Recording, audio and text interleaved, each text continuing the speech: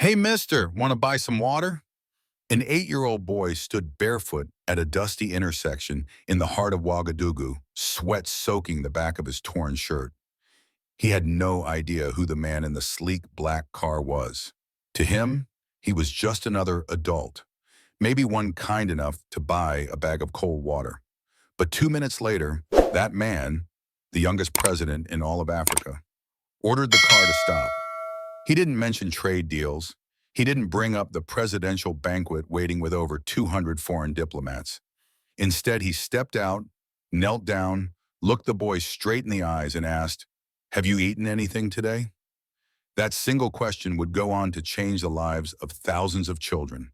And the story begins right there with one quiet moment that carried the weight of a generation. In a marble-floored office shaded in ash gray, the late afternoon sun filtered through thin curtains, casting pale streaks of light across the cold ground. There was no ringing phone, no knocks on the door, no sound of a secretary's hurried heels like on any other day. The silence inside the room was strange, almost as if the room itself was holding its breath along with the man standing in front of the mirror. Ibrahim Traoré, 36 years old, president of Burkina Faso, wasn't holding a pen, wasn't reviewing reports. He stood there quietly, adjusting a deep navy tie around the crisp white collar of his shirt. His suit was freshly pressed, not a single wrinkle. The subtle scent of warm, woody cologne lingered in the air. He looked from the outside like a man preparing for the stage, a leader about to make a grand entrance. But deep inside, something unspoken stirred, a feeling without a name, as if a quiet voice within was warning him. Today, things may not go as planned. He stared into the mirror, the face looking back, the eyes sharpened by speeches, by closed-door meetings, by political storms. Should have looked ready, but it didn't. He didn't feel like a man heading into negotiation or diplomacy. He felt hollow, not tired, not bored, but out of sync. Like the ritualistic world waiting outside no longer matched the rhythm of the heart beating in his chest. On the schedule, the annual international banquet, over 200 ambassadors and global leaders would raise their glasses, toast new agreements, and talk investment. A dinner where every dish had a diplomatic meaning, every handshake carried strategy. And like every year, he was the guest of honor, the star of the evening. But tonight, under the dim golden lights of the ballroom chandeliers, he no longer saw a celebrated head of state. He saw a well-dressed man walking into a crowded room, while quietly he felt alone. Outside the presidential palace, 3 armored SUVs waited. Bodyguards checked their earpieces, scanned signals, locked into formation. Every minute of the motorcade's journey was planned down to the second, 6:30 p.m. Departure, 6:47 arrival at the splendid hotel gate, 6:55 inside the main hall, 7 hook on stage for opening remarks. In politics, precision wasn't just discipline, it was credibility. When the car door opened, Ibrahim entered the familiar silence of the armored cabin, bulletproof glass, soft leather seats, and a sense of distance. Beside him, his wife Ajara adjusted her necklace in silence. They had sat side by side through hundreds of such events. But tonight, neither of them said a word. Something felt off, not wrong, just misaligned. As the convoy rolled down Kwame Nkrumah Avenue, Ouagadougou bustled like always, loud, dusty, pulsing with life. Through the tinted glass, Ibrahim saw the same streets he'd passed 100 times. A woman balancing trays of fruit, a child selling chewing gum, a man pushing a cart through a tangle of scooters and battered taxis. But this time, his gaze lingered longer than usual. Across the street stood the splendid hotel, lights bright, white silk tablecloths draped, silverware gleaming, red lobster tails plated with care, French wine chilled in silver buckets. Laughter echoed inside. Cameras flashed. The world called it a triumph of modern diplomacy. But just a few hundred meters away, in the same city, children who had never known the warmth of a real meal clung to sidewalks and shadows. They weren't on any chess list.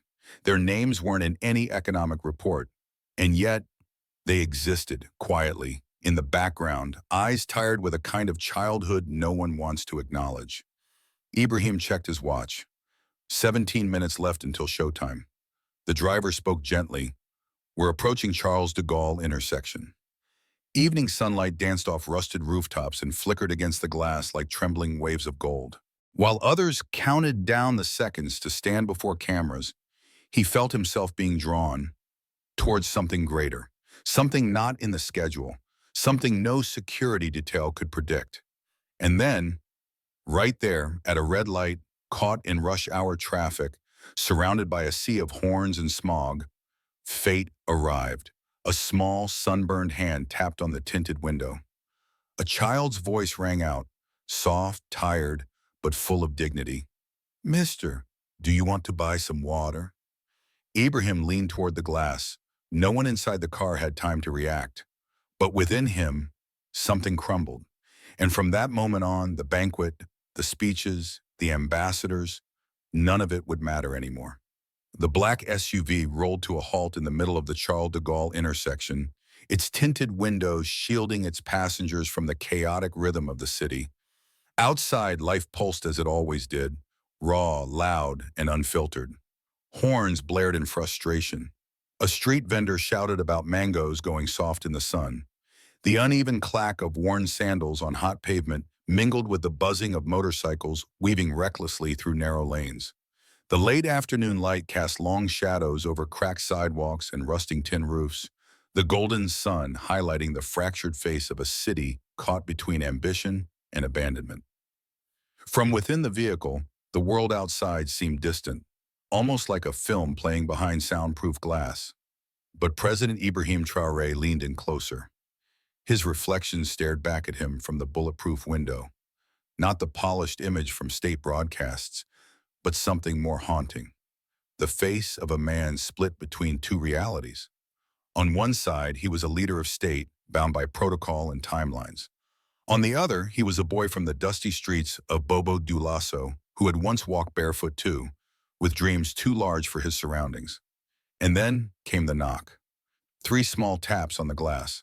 Soft, almost uncertain, but unmistakable. They weren't the kind of knocks that demand attention. They were the kind that ask for it, gently. Instinctively, Ibrahim looked down. A boy stood there, barefoot, dust-covered, wearing a faded red t-shirt 2 sizes too big, its superhero print almost erased by sun and time. His curly hair was dry and tangled, his small hands steadying a metal bowl on his head filled with cold water bags tied with colored rubber bands. There was dirt on his legs, a layer of dry sweat on his forehead, and yet there was a strange calm in his posture. He didn't shout, he didn't beg. His eyes weren't wide with fear or urgency. He just looked up and asked, in a voice so gentle it somehow pierced through the car's sealed quiet, "Mister, do you want to buy some water?" Nobody inside moved. The presidential bodyguard instinctively looked into the rearview mirror. The driver shifted his hand slightly on the wheel, waiting for a command. Musa, the senior advisor, leaned in with hesitation, ready to remind the president of the next appointment. But none of them spoke because Ibrahim hadn't moved. He was frozen, not with fear or confusion, but with recognition. He had seen children like this every day, hundreds of them, maybe thousands, selling water, polishing shoes, wiping windshields for coins they rarely received. But this moment was different, not because the boy was special, but because Ibrahim's heart was already restless, tired of cocktail smiles, tired of negotiations that said a lot and meant little, tired of being the symbol when the soul behind the title felt invisible. In that moment, he did something entirely unscripted. He rolled down the window, just a few inches, enough to let in the dry heat of Ouagadougou, enough to let the street's dusty breath fill the luxury air of the armored cabin, and more importantly, enough to meet the boy's eyes directly. There was no fear in them, no manipulation, just a quiet kind of hope, a hope that someone might care enough to say yes, even if just for a bag of water. Ibrahim stared at him, not as a politician, but as a man stripped of titles. He didn't answer the boy's question. Instead, he asked one of his own, barely louder than a whisper, but spoken with a gravity that made the whole vehicle hold its breath. "Have you eaten anything today?" At first, no one understood what he said. Musa blinked. The driver glanced up in surprise. Even the security teams in the escort cars paused their reports. Not because there was danger, but because something unexpected had entered the atmosphere. A crack in the routine, a question that didn't belong in the language of diplomacy. The boy tilted his head, confused. He wasn't used to adults asking that, not in that way. After a pause, he responded first in his native Moor, then tried again in simple French, carefully choosing words he rarely got to practice. "This morning, I ate some cold rice. My mother left it, but I need to sell now. My little brother is sick at home." There were no theatrics, no tears, no desperate gestures, just the plain truth of a million children no one schedules time to hear. And something about that truth, about its honesty, about its stillness, hit Ibrahim deeper than any headline or policy report ever had. It wasn't guilt he felt. It wasn't pity. It was something harder to carry, the realization that even as president, even with all the meetings, speeches, and protocols, he still hadn't done enough. That a child could still be sick and barefoot while he was being chauffeured to a ballroom where lobster was waiting to be served on French porcelain. He didn't say anything for several seconds. Not to the child, not to his staff. Inside, his thoughts were crashing like a dam breaking loose. What is leadership worth if it walks past hunger on the way to applause? What kind of father, what kind of son, what kind of man smiles at dignitaries while a child knocks on his window, unnoticed? Finally, Ibrahim spoke, quietly, calmly, but there was no doubt in the tone of his voice. "Stop the car." The vehicle was already stopped for the red light, but everyone in the SUV knew he wasn't talking about the engine. Musa turned, alarmed. "Sir, we're on a schedule." The guest, "I said stop," Ibrahim repeated, firmer this time. "Right here." There was no need to shout. The weight of the words said enough. And in a world where every second is managed, this single sentence, this choice to stand still, was a rebellion. No one could have predicted that this small interruption would ripple far beyond this intersection. But it would, because in choosing to stay, in choosing to listen to a child when no one else would, Ibrahim was no longer performing as a leader. He was finally being one. And from that simple decision, from one unplanned moment of humanity, a wave began. One that would reach places no convoy, no press release, no policy ever could. When the door of the armored SUV swung open in the middle of a traffic-choked intersection, most people couldn't believe what they were seeing. It was rush hour. Horns blared like sirens in a storm. Exhaust fumes hovered thick in the air. But through that case, a man in a dark pressed suit stepped out onto the scorching pavement. There was no podium waiting for him, no red carpet beneath his feet, no microphones clipped to his collar, no media entourage trailing behind. He simply stepped down onto the street. For a moment, the world didn't stop, but it hesitated. People turned their heads. Some thought a film was being shot.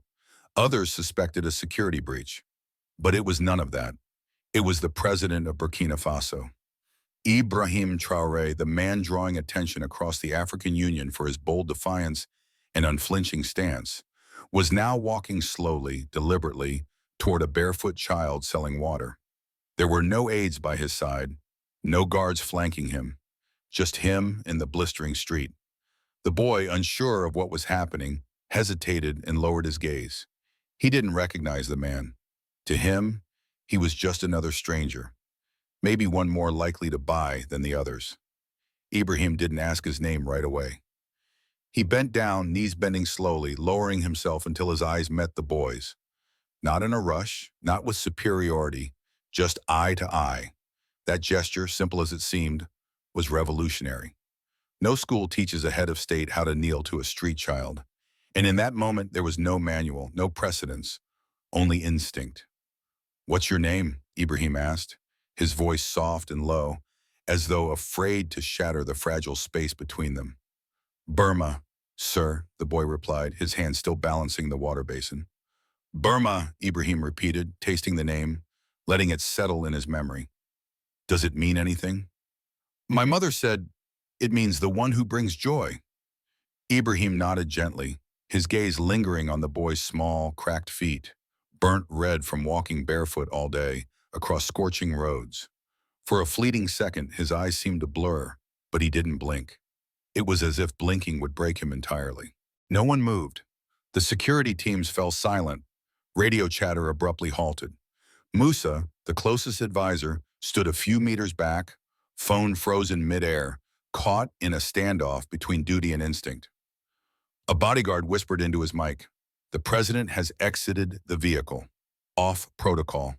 Engaging with civilian." But what no one in that convoy could understand was this. Burma wasn't just a civilian. He was the country, the part of it that had been invisible for far too long. The part that had no ID, no tax code, no voice. Wow. Ibrahim stood up and looked toward Musa. A simple glance that meant everything. Musa walked forward. "How many bags of water are in your basin?" Ibrahim asked. 23, sir. 50 francs each." Ibrahim turned to Musa. "Buy them all and give him a little extra, something to take home." Musa nodded, pulling out his wallet, but Ibrahim wasn't finished. He bent down once more. "Burma, do you have friends who also sell things nearby?" "Yes, sir. Usman sells peanuts. Fatima sells bananas. Over there, near the big tree." "Can you call them over?" Within minutes, a small gathering formed under the old tree at the corner. Some children approached cautiously, others with wide-eyed curiosity. One held a tray of fried snacks. Another chewed a sour green mango, fingers sticky and blackened with dust. The growing crowd made the bodyguards nervous. More people on the street began filming. An older man muttered in more, "That's the president. He's talking to the kids." Ibrahim turned to the children. He didn't ask for their names. Not yet. He asked something else. "Have you eaten today?" A girl answered in French, "I had sugar tea this morning." A boy said, "Yesterday my mother had nothing to cook." Another added, "I ate a bruised banana someone threw away." Ibrahim listened quietly, nodding with a heaviness that only he could feel. He reached into his jacket and pulled out a small leather notebook. Its corners were worn. This wasn't a state document. It wasn't a report from a ministry. It was personal, a place where he wrote things down so he wouldn't forget what mattered. He wrote down their names, one by one, asked about their parents, asked what grade they had reached in school. One child said he had gone to first grade but dropped out when his mother got sick. Another said his father left last year and never returned. One didn't even know who his father was. Ibrahim didn't press. He simply nodded. But Musa, standing next to him, understood. These weren't just names to the president. These were entries into a nation's ledger, proof of lives that existed outside the reach of government databases. For the first time, someone was writing them down not as charity cases, but as citizens. And then, unexpectedly, a child looked up at Ibrahim and asked, "Who are you? Why are you wearing such nice clothes?" Ibrahim looked at them up, paused, then smiled, not smugly, not embarrassed, just gently. "I'm someone who should have come sooner," he replied, "but today I finally found the way." There were no flags waving above the tree, no anthem played, no press coverage broadcasting the moment to the world. But under that old tree, something sacred unfolded. Not a press event, not a policy speech, a ceremony far older and more powerful than politics itself. The moment when a nation finally paused long enough to hear the smallest voices it had forgotten. ChatGPT deny, when Musa called La Palmière the most luxurious restaurant in the capital, at first the manager thought it was a prank. "You want 15 full meals, delivered to the corner of Charles de Gaulle in 30 minutes? Musa's voice didn't waver. "It's not for an event, it's for children, by order of the president." On the other end of the line there was a pause, a long, uneasy silence where disbelief wrestled with duty, and then the manager spoke again, his tone gentler. "We'll make it happen. Roast chicken, jollof rice, fresh juice. We'll move fast." As Musa hung up, he looked across the street at Ibrahim, who was now sitting cross-legged beneath the shade of an old tree, notebook in hand, listening to the voices of children as if he were listening to a forgotten part of the world speak again. Not long after, 3 white delivery vans from La Palmière appeared at the intersection. But unlike their usual service to five-star conference and diplomatic banquets, Today, the chef stepped onto dusty asphalt, holding steel trays with sweat still glistening on their brows from the rush of the kitchen. Crowds began forming along the roadside. Some pulled over to take photos or record videos. An elderly woman selling corn cakes stood still, clutching the fabric of her sleeve, as if afraid the scene before her might vanish. A young mother, holding her baby, didn't speak a word. She just stood there with her hands pressed together, as if in quiet prayer. All eyes were fixed on something unimaginable. A head of state, not behind a podium, but seated beneath a tree, surrounded by barefoot children. The tree that had once served only as shade for street vendors had now become the most unexpected dining table in the capital. There were no linen tablecloths, no silverware, no chilled French wine, just steaming boxes of rice, charcoal grilled chicken that still carried the scent of open flame, fresh cut fruit, and chilled orange juice in clear plastic cups. Musa silently set out the portions one by one. Ajara, the first lady, had quietly left the vehicle some time ago. She didn't carry a designer bag.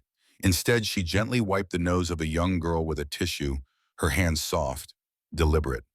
No one had asked her to do it. No cameras were rolling. And because of that, it felt more real than any staged photo op ever could. Ibrahim sat in the center of that quiet circle. He didn't sit higher than the others. He wasn't separate. He turned to Burma, the boy who had started it all, and whispered, "Would you like to say thank you on behalf of everyone?" Burma froze. No one had ever asked him to speak for a group, let alone in front of adults. But Ibrahim's eyes didn't push. They invited. Like a father waiting patiently for his child to find courage. Burma nodded. He clasped his small hands together, closed his eyes, and bowed his head. His voice, though soft, was clear. "Thank you for this meal. Thank you for remembering us today. Thank you for asking if I had eaten. Thank you for not walking away like the other grown-ups do." Then he opened his eyes and looked at Ibrahim. What came next stopped the world for a moment. "I don't know who you are, sir, but today I feel warm inside." Silence fell over the scene. No applause, no cheers. But everyone's expression changed, subtly yet unmistakably, as if they had just witnessed something fragile, something human. The children began eating. No pushing, no shouting. Each bite was slow, careful, reverent. A little girl stared at the grilled chicken on her plate, then at the bunch of bananas she had set down beside her. She hesitated. Ibrahim noticed. "Is something wrong?" he asked. She replied quietly, "I'm not used to food like this. I don't know if I should keep it. Maybe take it home for my brother." Ajara reached out, gently brushing the girl's hair aside. "Eat, sweet one. Your brother will have some too." Across the street, the onlookers remained still. No one left. No one asked why. They didn't need to. Because true kindness doesn't need to be explained. It only needs to be witnessed. In a world where goodness is often dismissed as performance, this moment at the intersection required no edits, no cuts, no filters. No one wanted to fast forward. Ibrahim ate with the children. He didn't use a separate plate. He didn't sanitize his hands with lemon-scented wipes. He simply ate, the way a father would with his children, sharing, listening. He didn't say much, just asked about the food. Was it good? Had they ever eaten like this before? One said, "I've never had grilled chicken." Another added, "I only get orange juice on holidays." None of it surprised him, but it confirmed something deeper, that this was right, not politically right, not logistically right, just humanly right. As the meal came to an end, Musa approached quietly. "The ambassadors are calling," he whispered. "They're asking why you haven't arrived. Journalists are beginning to ask questions." Ibrahim didn't look up. He simply nodded and replied, "Tell them I've just finished the most important dinner of my life." As the last bites were taken and the plastic containers began to empty, some of the children sat quietly, their small hands gently brushing the edges of the food boxes as if still unsure whether it had all been real.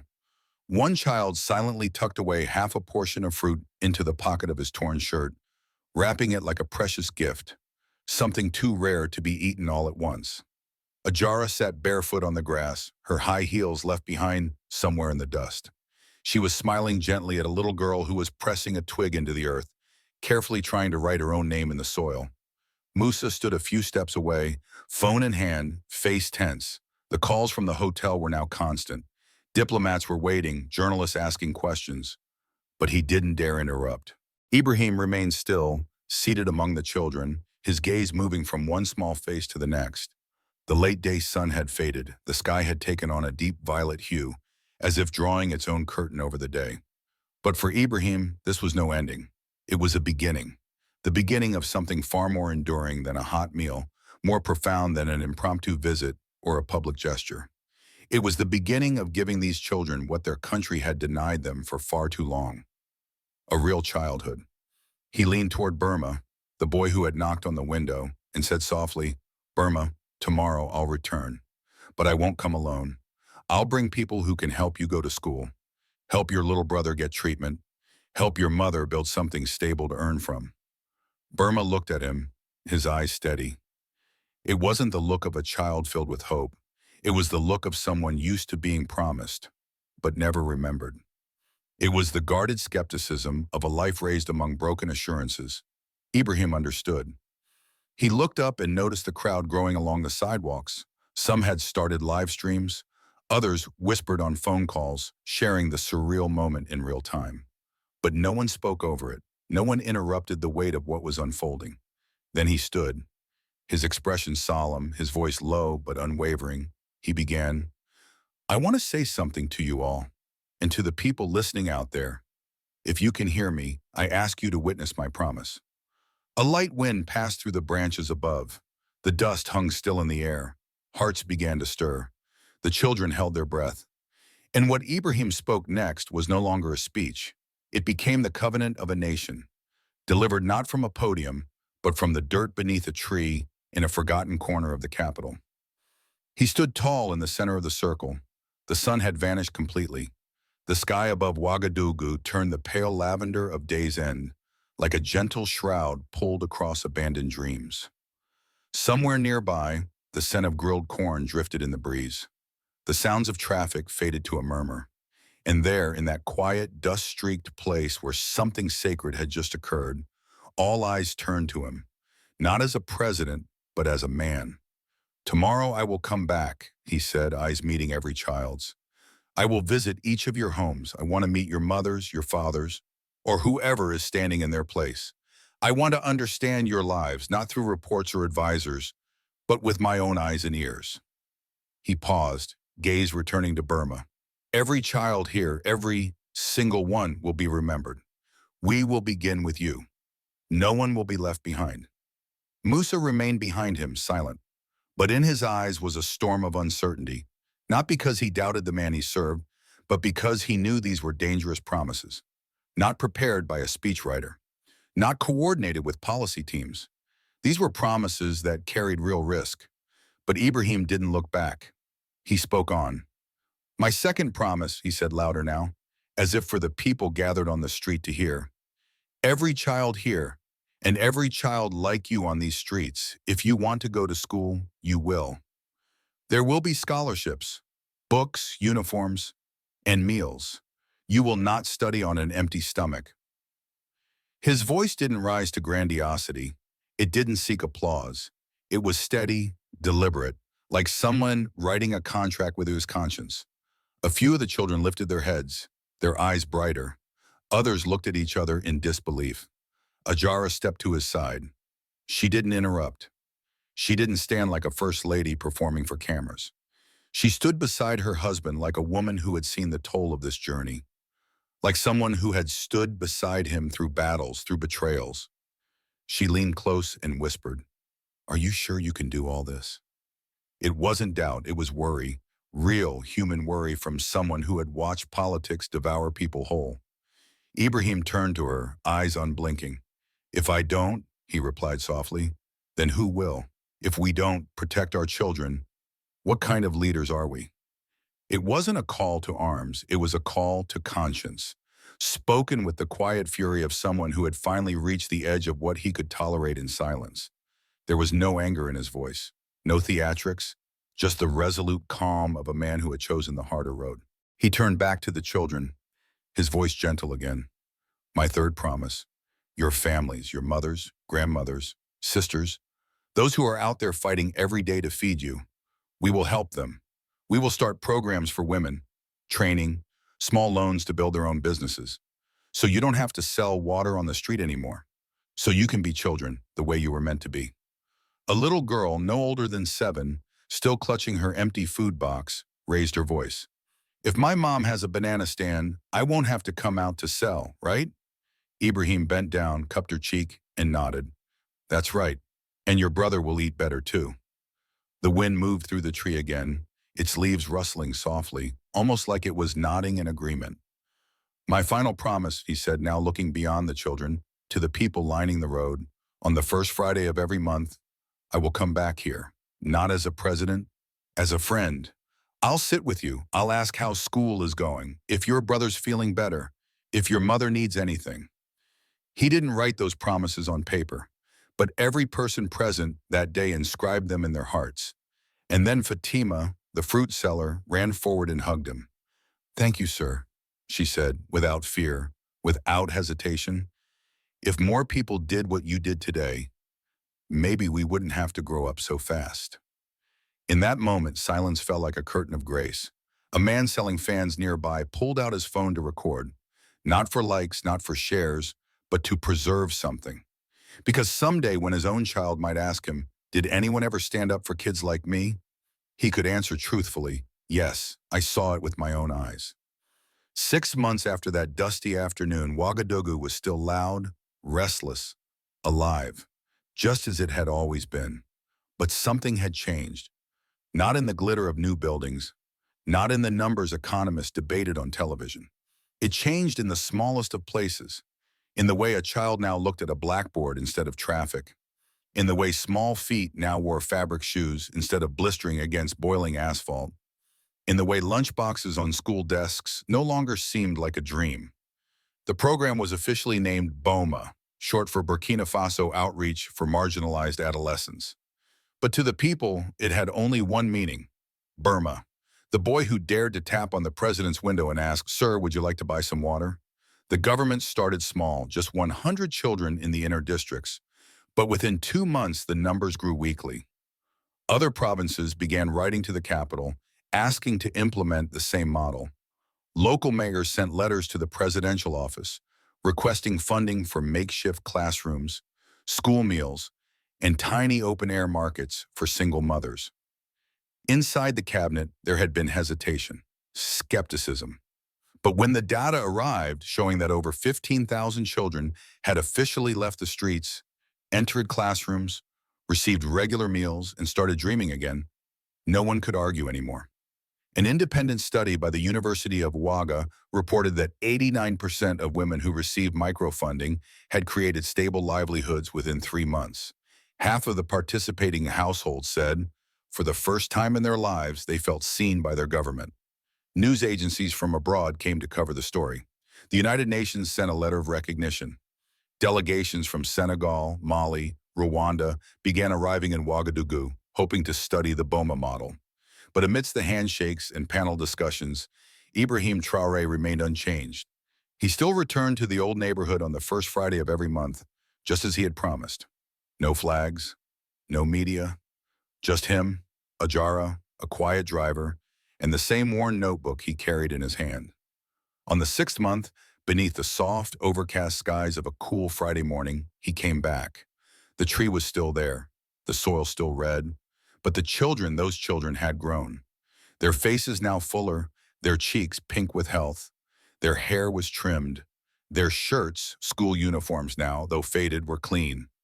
Burma, the boy who had once sold water barefoot, ran up and hugged him tightly. His voice was clearer. He carried a folded sheet of paper, carefully laminated in plastic. I have something for you, Burma said, face glowing with pride. I wrote it at school. It was a short essay titled My Hero. The handwriting was uneven, the ink blotched, but the words made time stop. My hero doesn't have superpowers. He doesn't fly. He doesn't disappear. He doesn't wear a cape. But he asked me if I had eaten. And when I said only cold rice this morning, he didn't walk away. A real hero is someone who stops to listen. Ibrahim read the whole thing without pausing, not because he was afraid to cry, but because, for once, politics, so often cold and calculated, had become something real, something warm, not in a speech, not in a bill, but through a child, through the trembling handwriting of someone who once had no voice, now writing his own name, now writing about someone he believed in. Ajara placed her hand gently on her husband's shoulder. Musa stood further back, his eyes wet, not because of strategy, but because of something far older than politics. Heart. A man walked past, a stranger who didn't know their names. He stopped, bowed his head, said nothing. In this country, heroes don't need stages. They just need a place to finally do the thing that should have been done long ago. If this touched your heart, even just a little, we ask for only one thing. Don't let it stop here. Subscribe to our channel for more real, soul-stirring stories that remind us of the power of compassion, dignity, and silent courage. And if you believe the world needs more leaders like Ibrahim Traoré, leave a comment below with just one word: hope. Let's flood the world with it. Disclaimer: this video is a transformative, creative retelling inspired by real humanitarian values and public leadership. It is intended for educational and emotional engagement under the principles of fair use. We do not claim official affiliation with any government figure or entity. All visual audio materials used are edited and repurposed for commentary, inspiration, and social reflection.